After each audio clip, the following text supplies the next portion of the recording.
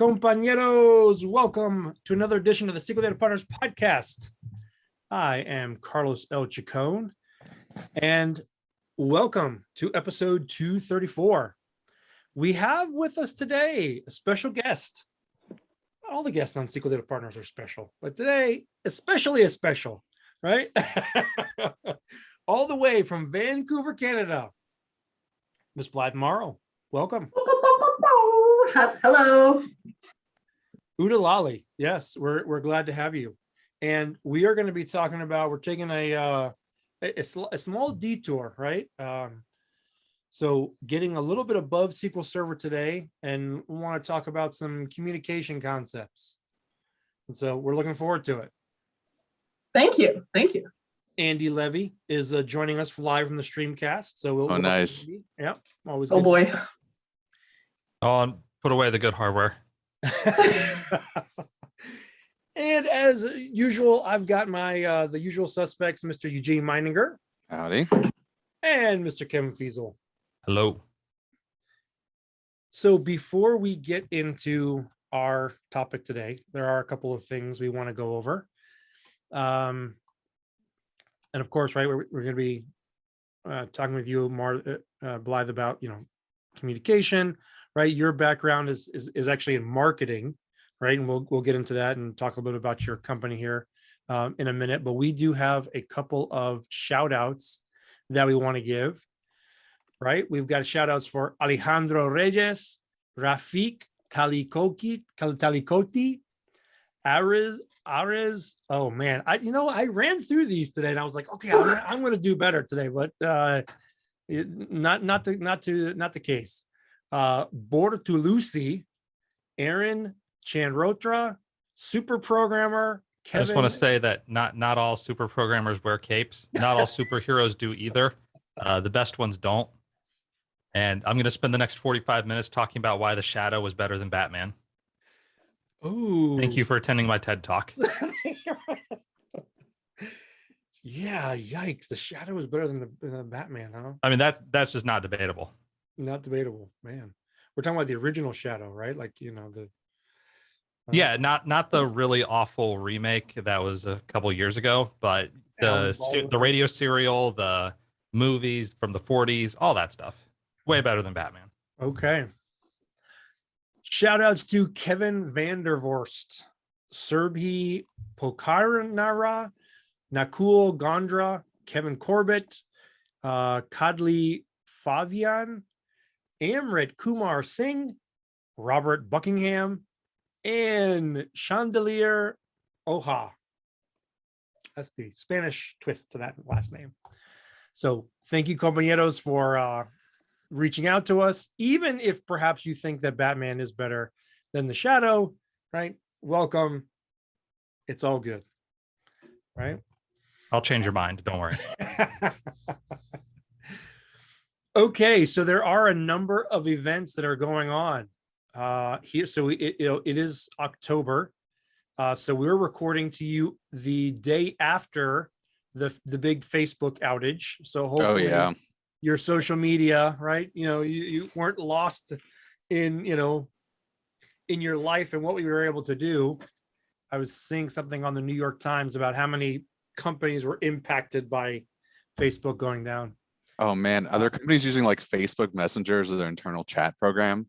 That'd be horrifying. So more WhatsApp seemed to be the. Okay, that's fair. Right? That makes sense. Actually, I can see that because I mean that's huge internationally. So yeah. Right. So that was the common one. There was one other. Anyway. But we are rolling into conference season. So before we hit the record button, we were talking about Past Summit coming up in November. Yep. Before then, which we didn't know, and so we're sorry, but we have SQL Trail and Group Buy are the same week this year. Mm-hmm. So, depending on what you pick your topics, right? So October 26th and 27th is a Group Buy conference. We are also those days, SQL Trail in the afternoons.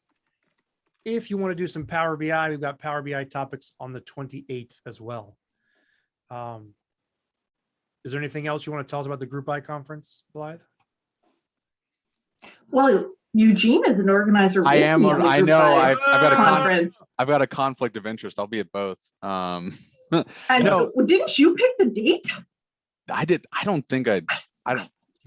It was a collaborative effort. I think we're all to That blame. sounds like a good way of shifting blame. Well, we'll be talking about communication skills in a bit, right? We did change it because it was going to be the week prior when we originally scheduled it, and then anyway. Yeah, I had nothing to do with the SQL Trail date, but I'm probably like 20% to blame for the group by date. But no, I think it's a great conference. It's definitely one of the largest online ones, and it's completely free. And we've started doing sponsors so we can grow it out a bit. But I mean, it's been really fun to be involved on both sides, as a attendee, and I don't remember last time I spoke, but then also as an organizer, and to see how the sausage gets made. So I do hope a lot of people will come and attend. Yeah, and it's great because we kind of have two tracks over 2 days. One is in the Americas time zone, and one is in Europe, because we really wanted to bring the European family in and make them feel inclusive, and not just like catch like the first couple sessions and then and feel like it wasn't made for them. So we've got these two congruent sessions happening, and we had some really great European sponsors this year, which was super cool. Oh, nice. So, it's been I think we've done the European track 4 or 5 times now, and it's really become its own little community, and I think we're doing good work with that. So I'm just thrilled to hear that. And to be a part of that growth. So you should come check it out. And we're also recording and posting all the sessions live or online on YouTube as well. So you can catch up after too. Sure. Yeah. Very good. So an announcement for those who are still hanging in there streaming. So we are going to be making a change. So you won't have to change. You can still pick it up on Twitch if that's your choice. We are going to be updating the way we stream, and we hope that that's an enhanced experience for you. So that will be potentially even the next time we stream, we'll have that in place. So looking forward to that, because I know that's live streaming is a challenge sometimes. Sounds exciting. It sounds exciting. Woohoo! Well, yeah, I guess I should say that. So you'll excuse me, I have some congestion I'm dealing with here. So we're all going to be at the lavish SQL Data Partners studio. There we go. So one of the things we're going to do is we're actually going to try and jump onto AirMeet to do that stream. Oh, nice. So if you would like to come, and obviously from an interactive perspective, right, it's it's the same, it's just chat, but you will have that option. We're still working out some of those details, but that's how we're going to do that. And so if folks want to jump on, they can. Either way. Okay, so with that, right, let's Blythe, let's bring you in here, right? Talk about what you want to talk about here today. Now give us a little overview. So you're like, don't ask me to configure SQL Server, right? But you can ask me about how to how as an IT professional, right, I can communicate, how I can get better at that, how I can go through some of those pieces. So give us your little bit of your history. How did you get started with this idea, and then how did that end up with SQL Server, right? How'd you make that connection? Yeah. Okay. So I need to just clarify, because I know that when a lot of SQL folks hear the word "I'm a marketing person," they assume there's a lot of assumptions about that I have no knowledge of SQL, but I've actually been working inside of the data platform, specifically with SQL Server, since I was 25. I'm not going to tell you how long that is, but it's 2 years, a long time, 15 or 16 years. Fine. I just told you. So I have a really, really cool job, because I'm a writer by trade. I've been a writer ever since I was a little kid, and I've wanted to do it as my full-time job for as long as I can remember. But I fell in love with SQL Server very, very early. I was picked up by almost right out of college. I started working for the Professional Association for SQL Server. My job was to build help local leaders build user groups around the world. So I was a community manager specifically with that agenda. So I knew a lot of the community influencers, and you kind of like that passion for data is infectious when you're talking to those folks, right? Sure. And so over the course of the last decade or so, I've really kind of put those two worlds together. I spend, now I have a marketing agency. So I have 10 people who work for me. And all we do is sit on the phone with subject matter experts, with leaders inside of organizations, and we tell the story of how the data platform is transforming these organizations. And somewhere along the line, I kind of got out of my own way, just shoved that imposter syndrome down as far as I possibly could, and decided that, I'm really good at this. Sure. And I have a lot of knowledge because I'm inside of so many different organizations, talking to so many different data platform experts. And I'm seeing a lot of the same stuff, like a lot of the same business problems are being solved by similar kinds of people who are leveraging certain communication and negotiation skills in a way to kind of be advocates inside of their orgs. And so I wanted to share some of that knowledge. And I don't know, I've never been accepted to speak at PASS, even though I used to work there and I've been around for a long time, but something happened this year and I pitched a pre-con where I'm going to share a lot of those negotiation and storytelling techniques that data pros can use inside of their orgs, and PASS jumped on it. And so now I'm really excited to do that for a whole day. Yeah, there you go. That will be good. So I guess let's just continue on there. Let's plug your pre-con a little bit more, right?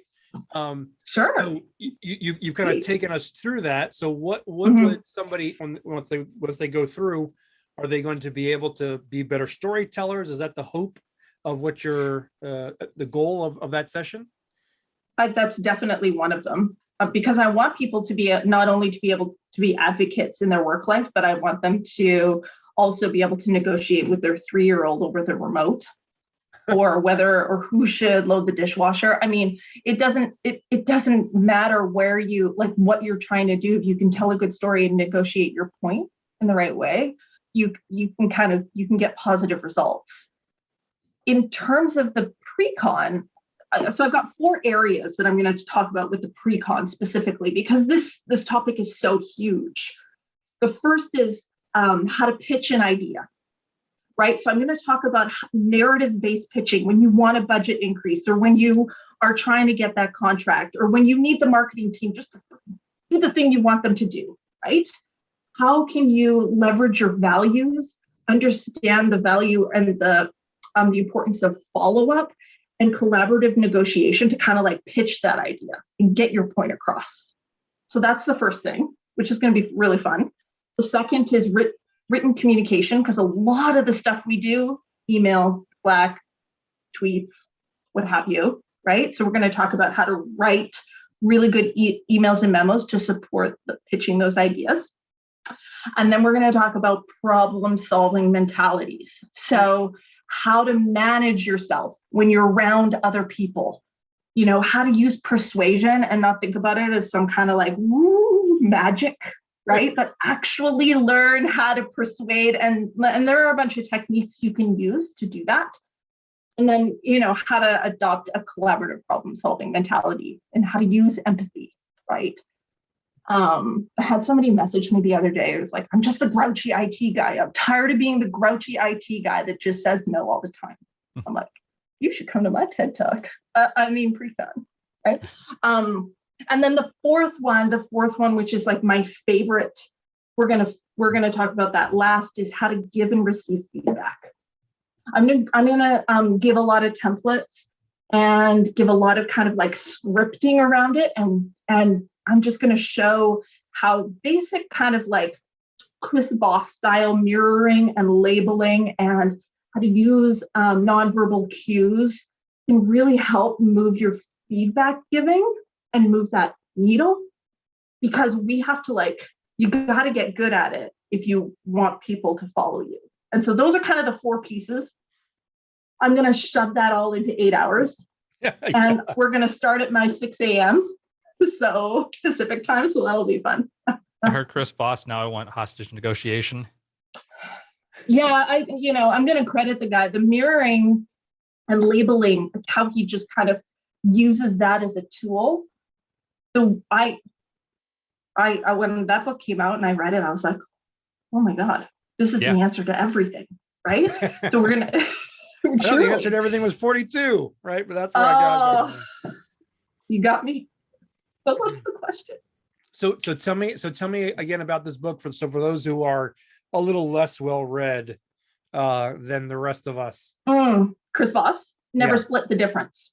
Right. Never split the difference is like, he's a hostage negotiator. He also has a masterclass. I love masterclass. But for those of you who don't know, it's very, very much like you are at this end and I am at this end and tensions are happening. And how do you kind of like bring someone over to your side? We're going to use some of those techniques, but we're going to layer in storytelling and collaboration, because ultimately when you're in a business, right? Like when you're in a workplace, the organization is trying to get somewhere. And you should be all aligned in that direction, right? And hopefully you all have shared values that you're bringing and you're trying to move the organization in a direction. How you get there differs, right? And each department kind of can hold tension with each other as you're trying to like wrangle each other to get in some direction. And so understanding that you're all on the same team trying to move in the right direction and using empathy and then some of these negotiation skills can really help you with that needle. So I'm gonna just kind of gently nudge you with some great examples and tactics and how to get there. Well, so let's jump into that because right. So for a lot of us, right, the tactic is my way or the highway, right? If you don't agree with me, you must be an idiot, right? I see that a lot. Oh, Eugene, you're on mute. I want to hear what you're saying. Yeah, that's fair. I probably muted myself because my phone was going off earlier. I was saying, or at the very least, feeling that like almost this intellectual might makes right? Like if I can just bury you with like my persuasion of argument, then all right, we're going to do what I say because, I have the greater point. But like, it seems to ignore the fact that like we're these weird squishy humans and we get annoyed at tiny little things. And like there's a podcast I used to listen to called, I think it was Management Tools. And I love the quote that like, internal politics is what like C-level people call collaboration, right? Like you have to remember there is that human factor. And if you try to take it all out, everything does look like this weird internal politicking when it's like, no, it's just like you said, we're all trying to get there, but we're rowing in slightly different directions. And you have to account for that. You can't be like, oh no, we all have to go 32 degrees east. And everyone really want to feel like they're being listened to. I heard this great quote. I was just in Nashville in this kind of marketing summit thing, and they had this keynote speaker, and he had this great quote that was just like, you need to listen like you're wrong and argue like you're right. You know what I mean? So you need to hold the concept of being confident in your point in very, very healthy tension with the ability to remain humble. And you have to understand that it's not this polarized thing, right? You have like this empathetic humbleness on the one side, and that means you're going to lose, or you're confident and you're going to ram this idea into this person's head and you're going to win. Those two things are not in complete opposition. You have to hold them in a healthy tension, right? And when you can do that, and when you can, what Chris Voss says, right? When you can call out, okay, this is what I'm hearing from you. This is what you're saying. And I'm hearing you and I'm listening to you. And this is my response. Even just something so small as you hearing them and them knowing that you're hearing them can completely change how receptive they are to what you're saying.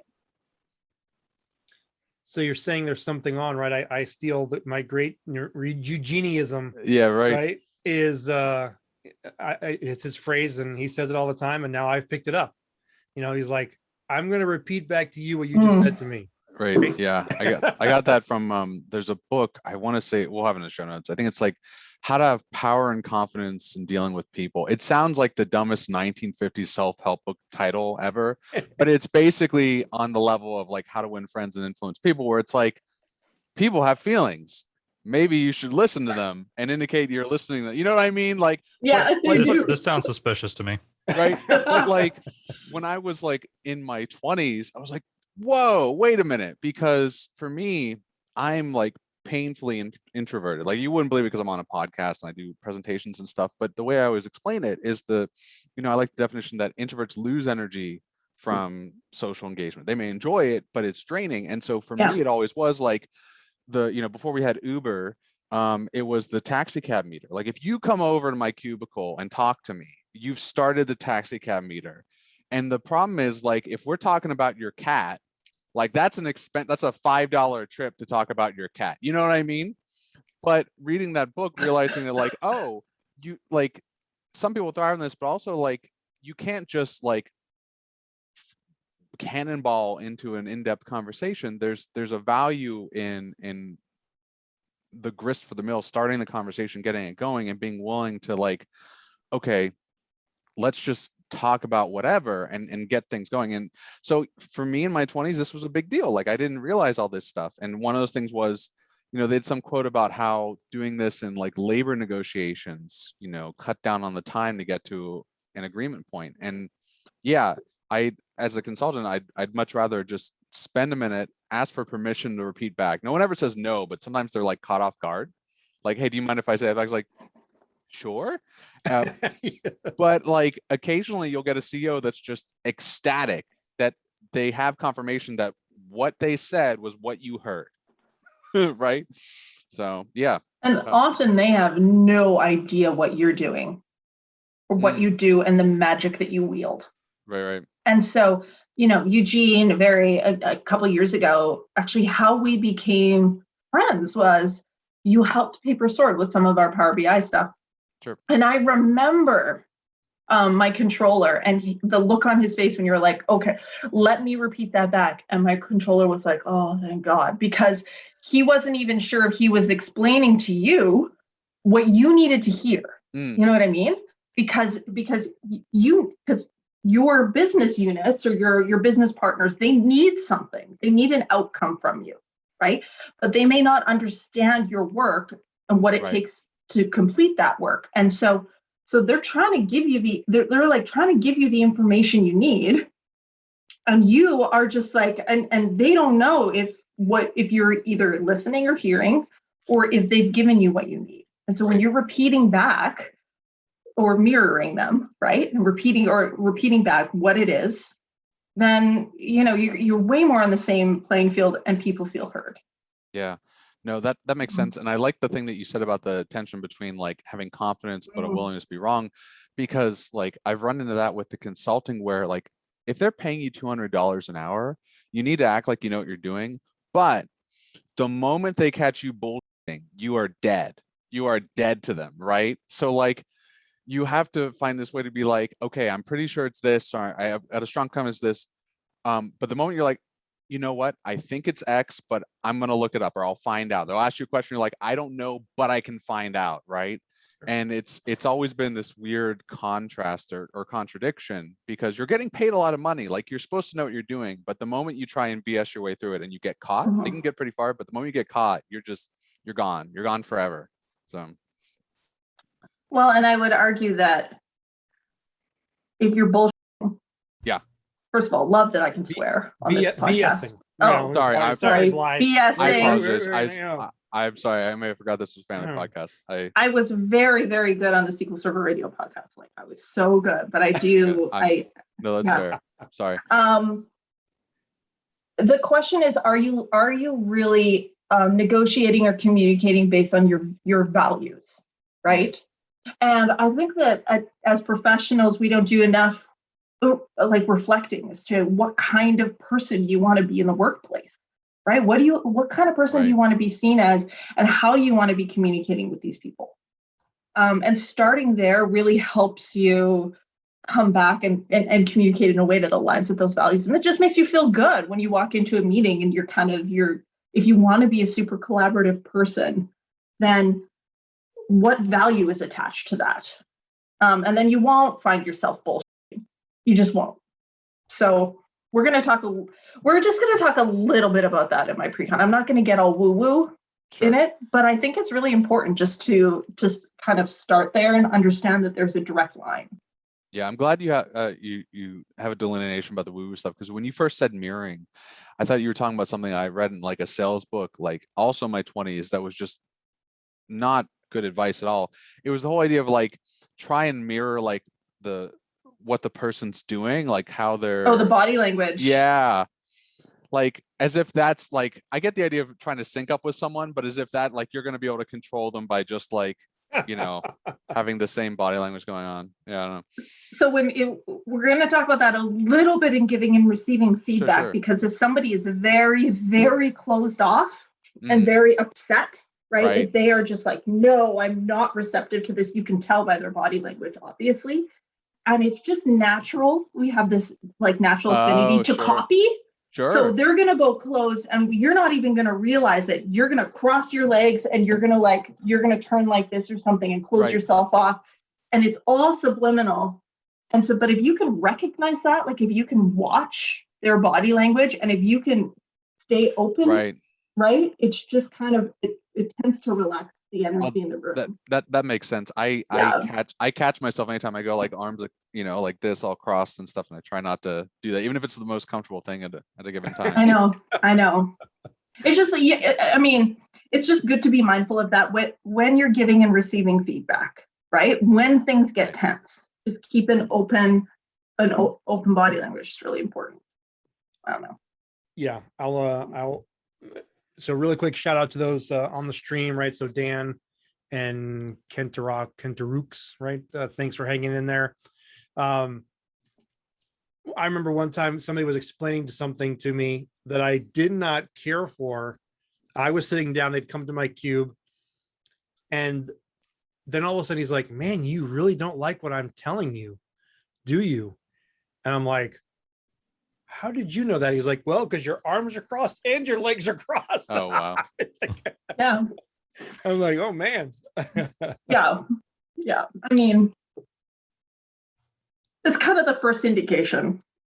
And, I manage it. I'm like a manager now. Oh, my goodness. I am a manager of managers now. Like, how crazy is that? That happened. And I was like, what do I do? Right. Yeah. And so, and everybody kind of, we all have our own pasts to deal with in terms of how we deal with negative situations. Right. And so you just need to, you need to be aware of that everybody's kind of coming in with their own preconceived notions of what it means to accept and receive feedback. And so how do you just kind of be the best version of yourself inside of that? We're going to talk a little bit about it. Try not to get too woo-woo. I'm going to give you a bunch of scripts and just things that make a hard conversation less hard, Yeah. So perhaps what other techniques does Kevin need to apply when he's trying to persuade people that the Shadow is better than the Batman? Right? None, because the facts will bear that out regardless. I mean, it's not. I feel like he's not been listening, Blythe, right? I feel like perhaps. You know what? I mean, I get it. I'm married to a huge Batman nerd, but I've had many Star Wars versus Star Trek conversations that I'm just like, I'm not even doing this. I'm not even doing this because it's not even close. You know what I mean? Like, nah, not doing it. So. I get that. So do you want to kind of give me the rundown? Give me the 90-minute pitch, Kevin, of why. 90 minutes. 90 seconds. Sorry. Like what? I was going to say 1 minute, and then I was like, "This is now a Batman podcast. Let's do it." Yeah. Well, folks, I'm so strap in. Because I don't know the DC universe. Can you tell me who the Shadow is? So, all right, if we're gonna go that far, in the Dark Knight, man. The Shadow was So the Shadow's not even DC Comics. The Shadow was a radio serial and a pulp. So it was part of the pulps. There were a lot of stories around that. Eventually got turned into a series of movies. There were a bunch of comic books about it. Batman in the early 30s was very explicitly a ripoff of the Shadow, similar to how Superman was pretty much a ripoff of Doc Savage. And so many of the early Batman stories, here's a fun thing for Batman people. Batman never fires a gun, except in the early 30s, he did. Why is that? Because the Shadow had dual 45 automatics. And early Batman ripped off the Shadow that much. And then they're like, hey, let's make this a more, But going further than that, the whole idea of we have one person who single-handedly is going to essentially stop crime in New York City, Gotham. And by contrast, the Shadow has a whole slew of agents. So there are taxi drivers, there are doctors, there are people in all different walks of life. So if he has a problem, he has one of his agents that he can go to and gather information. He has much more, it's much more obvious how one person can do a lot of this work, even in the world of pulps or in the world of comics, where you're willing to suspend a whole lot of disbelief. But I thought that Batman, I always assumed Batman had Wayne Enterprises. And so there was like this part of the corporate world that was also influencing what was going on, what Batman was doing at night. You know what I mean? Some of the later comics do get into that. So it's interesting that it's a ripoff, though. It's like the same in tech. It's like it's not the first person into market, right? It's the person that sees the opportunity, gets in there, and like perfects the personas and characters that they're marketing to. So. That's a good segue back into a topic. Well, I was very curious. Sorry. And I'm sure your listeners are into that. They are enthralled. So enthralled they're not even typing. They're probably just like, wow, this is amazing. So are you guys going to go to the PASS Summit? You going to go? Yes. I just saw Eugene signed up for my pre-con. I did just sign up. Well, I got voluntold, right? So like Carlos is like, we're doing a learning path. I'm like, okay. So I'm going to present on a SQL, even though I haven't been a DBA in a couple years. So hopefully it's good. But no, it'll be good. And yeah, I did just sign up. When I found out that they were going to be like $200 pre-cons, I'm like, oh, I've got training budget for $200 pre-cons. Like, I'm really excited. You know what I mean? Yeah. A little bit, I work for SQL Gene Training LLC. So when I thought it was going to be like $1,200 or something it was a little bit difficult, but like, I'm really excited. So I'm really excited to have you there. Nice. That will be lovely. You're gonna have to be on camera. Yes, you will have to turn your camera. I've got a 4K camera. I mean, the downside is I also have like a shower curtain office door. So I did notice that. Yeah, I don't know if we'll get that fixed. You got to get some beads, like some Bob Marley beads. I did. I got. Did you? Oh boy. No. Let's see if I. Breaking news in the SQL Data Partners Podcast. Like, forget about my pre-con. Let's talk about these Bob Marley beats. Oh my goodness, he did.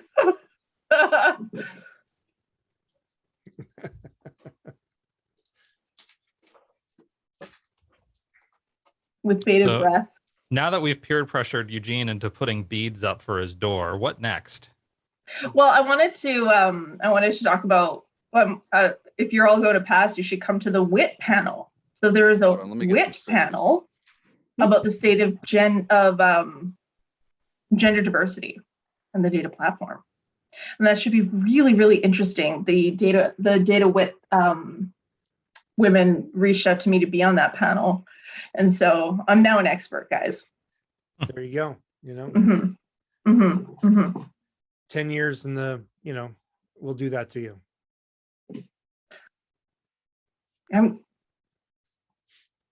What else? Group buys on October 26th and 27th. Well, that'll be cool. So Kevin, you want to bring us back into communication realm? I think I do, but it's just kind of mesmerizing watching Eugene open really a wanna package see off the- screen. Agreed. I understand Like- this is fantastic radio content. Maybe we should do play-by-play. So now Eugene's got the box. He's opening the box. It's got the box. Could he go all the way? No, yeah, it's a box in a box. it's supposed to look like a Oh my goodness, it's like a bunch of books. that look like books. That's the hope. Mm. So maybe I'll try and get it set up before. Let's see. So Eugene's because just he gone. couldn't convince us otherwise. So he's like, if I have these bead books behind me, people will think that I'm well read. They're not going to look into the details. They won't know. They don't have But to anyway. decide. Eugene, then- there are services that help you out with that. Like there are. Yeah. So one of the most interesting things from COVID was books by the foot became a much more popular service. Books by the foot. Books that by like the foot already existed. This was actually, I think that's actually the name of the company, or Books by the Yard or something.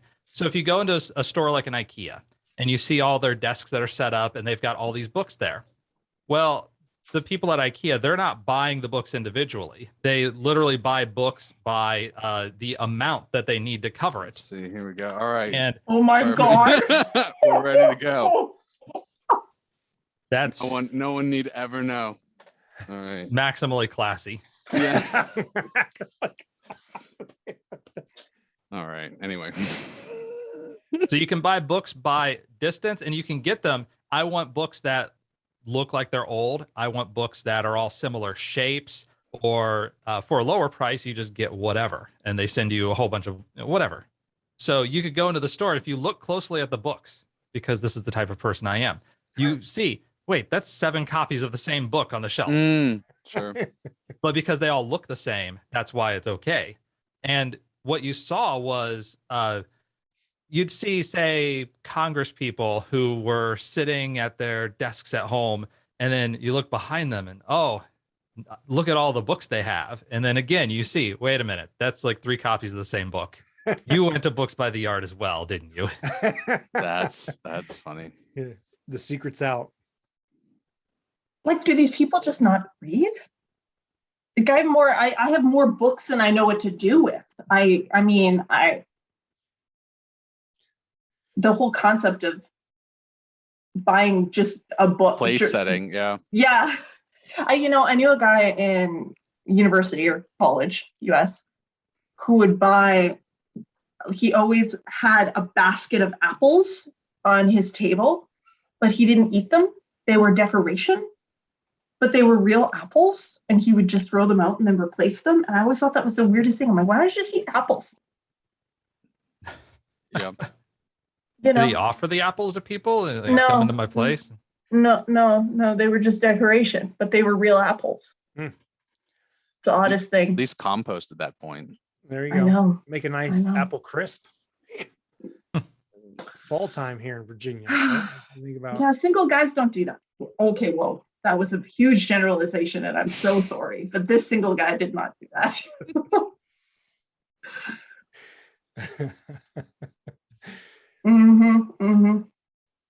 Okay. Well, let's see. Oh. So there was one other thing that you mentioned in your lead up that I wanted to circle back to, and my mind has wandered, unfortunately. Oh gosh. What are you talking about? This is exactly as we planned the episode. My notes have us going in a slightly different direction, but Well, I know, I that's should have, also like, what we planned. I run a marketing agency. I should have had like speaking notes for you. I do that quite often. You can ask me about how to tell a great story. You can ask me about should we talk about storytelling? sure. I don't know how to tell a great story. Well, I went to Alabama. I believe with you banjo start on at my the knee. end. You start at the end, then you There go to the what? beginning, then you switch to the middle, and then you come back to the end. Pretty sure that's how it works. Oh my goodness. Okay, Blythe, we need you to help us out here. You start Really? at the beginning. So a typical story starts with a character, right? Mm. I like to use Katniss Everdeen because she's a baller. Okay, so a character wants something. And I'm going to bring this back to IT and DBA. So guys, just hold with me. Don't switch the dial. There we go. Dial? You know what I mean. So a character wants something, right? Katniss Everdeen wants to be free, right? Or she just wants something to eat. You know, she has that want and desire inside of her. And the character always comes up against a problem. There is always something stopping them from getting what they want, right? Problems in storytelling, especially in marketing, have 3 layers. So they have an external problem, which is that there is this force, or there are these people who are keeping her and her district down. That is external. That is outside of her body, that is physically working against her. There's an internal problem.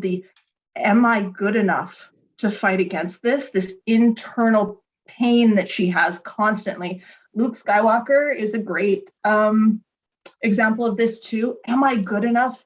Can I do this? And then there's a philosophical problem, the injustice that is happening as a result, right? The injustice of suppressed people. Now, the best part about a good story is that you get introduced. The moment the problem shows up, a guide shows up. The guide is the most important part of the story, because the guide helps a very, very weak hero that has a want and all of these problems surpass those problems and either win or lose. So the guide is the strongest person inside of a story. Haymitch is Katniss' guide. Luke Skywalker has 2, right? He's Obi-Wan and he's Yoda. And so the guide says, you would have to do these things. Here's the plan. Follow the freaking plan, right? Be nice to the other people, find some allies, find water, don't go for the cornucopia, or go to Dagobah, blah, blah, blah, blah, blah, right? So, and then as a result of the guide helping the hero will either transform or not, right? Katniss is either going to realize that she's good enough and she's going to win the Hunger Games, she's going to come out victorious, or she's going to die in the arena. And there's always these consequences that exist, this tension that exists. If you do not follow the plan, you will fail.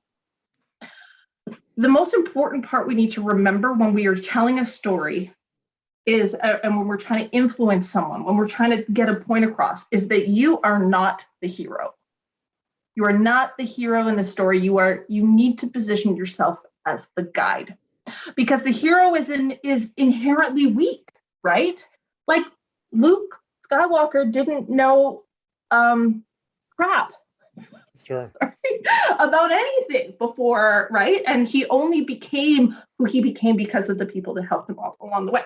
So if you're in your organization, and if you are going to be the guides, the stewards of the data platform. Your job is to help your organization stay secure, become data-driven, make better and faster decisions, right? So when you're helping, or when you're in a meeting and you're trying to influence an organization to become those things, you are not the hero of the story. It is not you that's going to make that happen, right? You are the guide that is helping. You are laying forth a plan that your organization, your marketing team, your finance team, your ops team, your executive team are going to follow to get to that success factor. And what you can do is you can agitate the failure to get what you want. If you do not follow this plan, here are the consequences of what's going to happen. And so what we do is we take a typical story, like the formula of a story, right? And we use it in communicating and influencing. What does the organization want? What is getting in the way of what the organization wants? And how does that make the person I'm trying to influence feel? If I'm the guide, I need to recognize those feelings and then lay out a plan for the hero, whomever you're trying to influence, to win, right? It's not about you. This may come as a shock to many of our listeners, right? Yeah, the way you win is to not make it about you. Because when because you're starting with something weak and you're trying to transform it so that it can win. You want to be the strongest person in the room. So you got to be, you got to be like Haymitch, mind the booth, or Yoda. Yeah. Let's do Yoda. Interesting, right? I think this idea, right? I mean, kind of going back to the beginning of what we were talking about, right? Is that a lot of times we lead with, hey, I know what's going on. I'm going to do this. I will do, right? Like, and so coming off that a little bit, right? You identify the problem, right? Help that person, whatever the situation is, right? But find something to help overcome and guide it through it. And I think most of us would be okay with being like, you need to be more like Yoda. Okay, right? That's a character, right? We can dig, right? That's a role that we can take.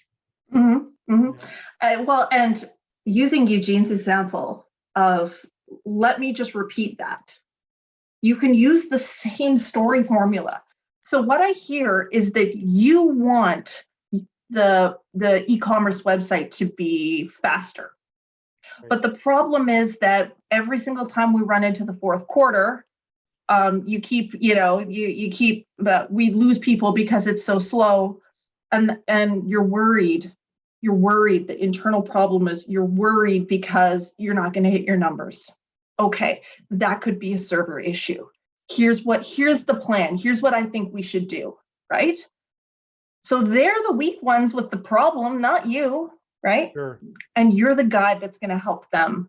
But to do that, you're going to need $150,000 for like upgrade whatever. And so how do you ask for that? Well, if we don't do this, how much are we going to lose? Okay, cool. Right? And the best is the FOMO. And Acme Co down the street just upgraded to these sweet switches, the change, blah, blah, blah, blah, blah. And so we're going to need to do that too. And so a lot of the techniques of negotiation is just understanding how our brains, like just human brains, are wired for storytelling. We see this formula over and over and over again.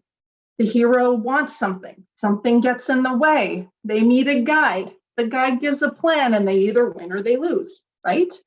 And the transformation happens. And so if you can pull that into how you're negotiating, it's just like people love to be led along that journey because it's so easy. It doesn't cost any calories. It's just like what they're used to. Sure. Eugene is nodding his head or checking his email, whichever. Yeah. Little column A, little column B. He's trying to get extra bookcase blinds. But now he's like, well, you mean there's other ways to get books, right? I know you can go back to that. But no, I think that mindset, I've heard that described in other ways, but I think this idea of becoming the guide, right? That can be powerful. And as we start talking with people or overcoming problems, right? Your boss comes to you, right? You need, hey, right, whatever, server's down, or whatever, his boss, or their boss needs something, right? So what I hear you telling me is, oh, you gotta you're on mute again, Eugene. But I was trying to be witty and clever and say, you're talking about like you need to get in somewhere, and like saying the Facebook domain is down and you need an angle grinder to get into the server room. Do you hear about that? Yeah. Is that what happened? Yeah. Oh, well, so the problem is like they ran some commands that took down like not even just the domain, but the part that you ask for where the domain might even be, kind of thing.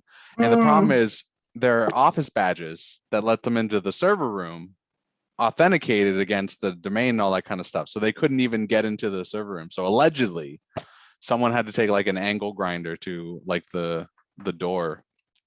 So the $1 billion angle grinder. Right? Like that's the skills we all need to work on for if you want to be There an you IC go. now, breaking and entering. There you go.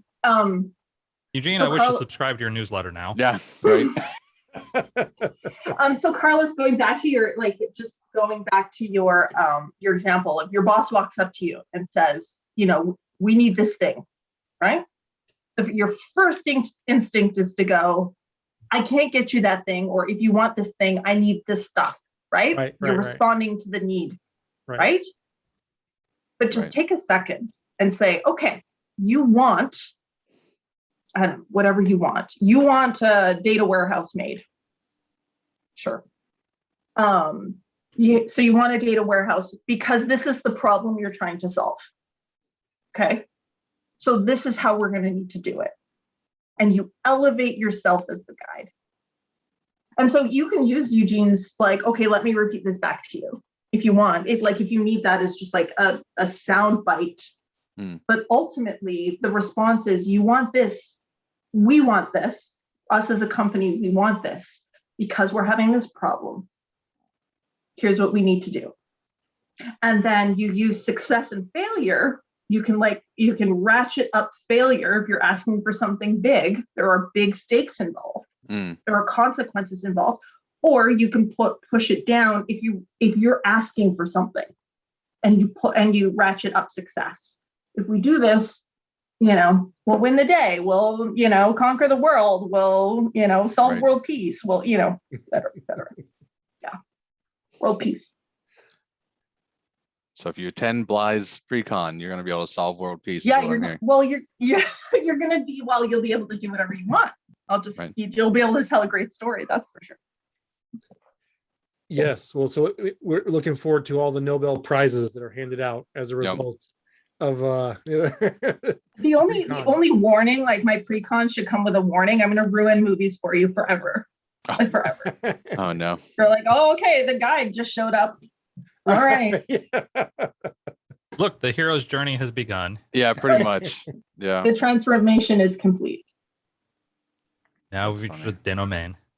I was watching Shrek with my kids, and the donkey showed up. I'm the guide just showed up. And then when Fiona's they're kissing, and I was the transformation is complete. And my 5-year-old actually went, oh, Mom. Yeah. I must do that a lot. That's funny. Well.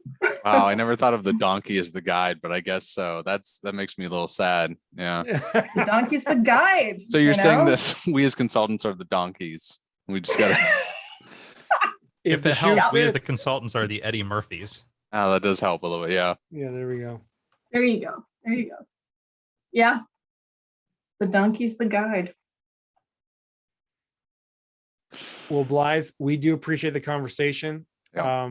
And if only, I guess before we do SQL Family, right? If only we can now figure out how to get beaded curtains by the foot. Right. Then I just went on Amazon, so I think that's my recommendation. I just cannot wait to see these things up. I need to see how they get hung. I understood. All right. He's holding them up. They got they got little hooks. So. You can hear them. You can hear them. Can you shake them a little? Shake them a little. There you go. All right. I love it. So good. This was awesome. Thank you so much for having me. So definitely. Can we do SQL Family now? Absolutely. So let's see. Now you mentioned oh, you'll forgive me. How did I get started in SQL Server? That was a good one. Of I took a class once. I know how to do a union and a left join and a right join and a stored procedure. So we should have asked you to do the intro to SQL instead of Eugene. That's what you're telling me. Semicolons and colons. Yeah, so you were with somebody, the past group, right? So is that fair to say that was your introduction to SQL Server? Back in the day when on my first day I did a community plan, and I used to spell it SQL server. Sure. I just had no idea. Yeah, those days that passed. Now, what advice would you give to somebody who wants to follow a career path similar to yours? So So that's really interesting. So most people who are going to follow my career path are going to start with a vendor. So they'll start with a data platform MSP, or they'll start at a SaaS company that does, master data management or data warehousing. And so the best piece of advice is just to be curious about the tech, and not just how it's coded, but what it can do for an organization. Because I bring copywriters on and I bring marketing people on. We hired 4 people this year so far, and the eyes glaze over when I talk about SQL Server. But then when you learn how that impacts the world, it's absolutely remarkable, and you really start, peeling the onion for the Shrek. Yeah, the Shrek reference. I got it. And because SQL Server has layers. Yeah. No, but it becomes really interesting. And so the people who know this stuff, the people who understand in context what the data platform does in the world, make the best storytellers. So be curious would be my answer. There you go. I like that. Right. That's good advice. Now, what's one thing that can instantly make your day better? Oh, good cup of coffee. Like a good. Now so because we are being inundated, right? So my family's from Costa Rica, right? So Costa Rican coffee, you win. right? So back in the day, right? Colombian coffee, right? And then Costa Rican coffee. Now Italy's trying to make their coffee, right?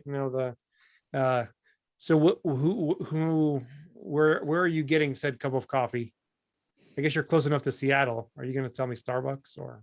Well, so there's where the coffee's grown, and then there's where the coffee's roasted. That's fair. I like Ethiopian coffee personally. Oh, there we go. But I like it. Of course, I like it locally roasted, and I like a good espresso with thick steamed milk. And if I'm on the run, then it's a Americano misto. So I always get a little bit of steamed milk, but like a thick latte, it's like drinking dessert. That's my jam. And none of this pumpkin spice, vanilla, sugar, anything. Just no. That's my thing. There you go. You've got $10,000. Now we talked about, and I'm not sure if you can get a Star Trek, the Enterprise fleet for $10,000, right? But what are you buying for $10,000? Okay, is that US or Canadian? It better be US. Yeah. Okay. We'll stretch that a little further. Because most of my stuff comes from the US. So I love PC gaming. So I really like to game in the evenings. Nice. I like the immersion of it, because if I'm just watching a show, unless it's Star Trek, I'm on my phone while I'm watching TV. So I like the PC game. Graphics cards are super hard to get a hold of right now. And so I would get like a ball, like to all 10K. If I could just blow it on something, I would blow it on like the baller graphics. And I'm hoping that just finishing The Witcher 3. So I'm hoping that Cyberpunk 2077 will be good enough to play at some point. And I would enjoy that. Now, or I would just, invest it in cool stuff for the office for my team. I guess I had to be altruistic about it. Yeah. Well, you've entered the no judgment zone, right? So, if I could just blow 10K on tech, it'd be on ground. That's right. Yeah. There we go. Now, which famous person in history would you want to spend the day with? I didn't prepare this one. Okay, hold on. Famous person. Okay, hold on. Dead or alive? Does not matter. Either way. Yeah. But you'll have lunch with them while they're alive. Yeah. Otherwise, it gets really awkward. I don't know. That's a hard one. I think I would say I think I gotta go classic and just pick Jesus, because I want to see what all the hype is about. Sure. Is that would it be good? Maybe he'd tell me something profane. Profound.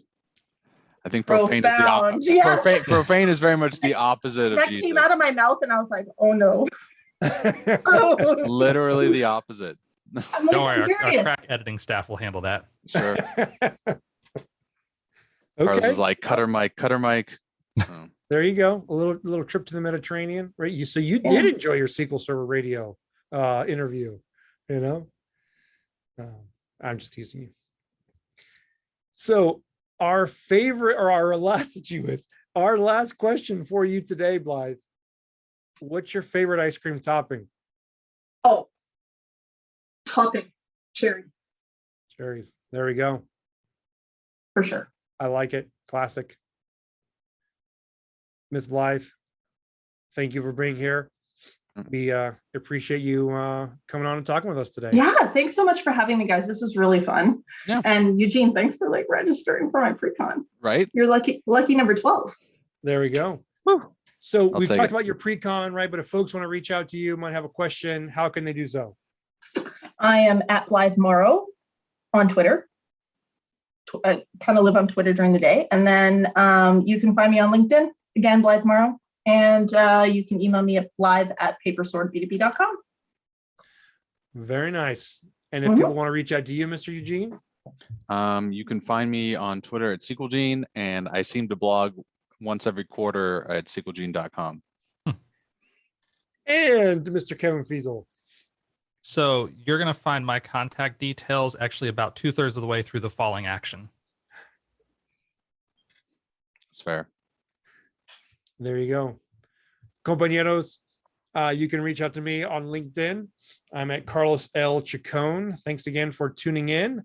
For those of you on the live stream, we do appreciate it. Thank you again, Ms. Blythe, for being here. We appreciate it. The show notes for today's episode will be made available at SQLDataPartners.com/communication or at SQLDataPartners.com/234.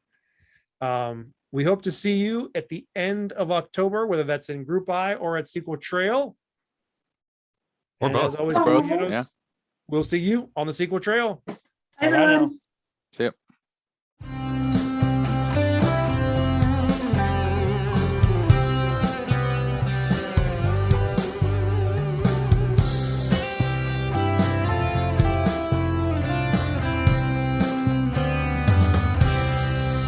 SQL Data Partners.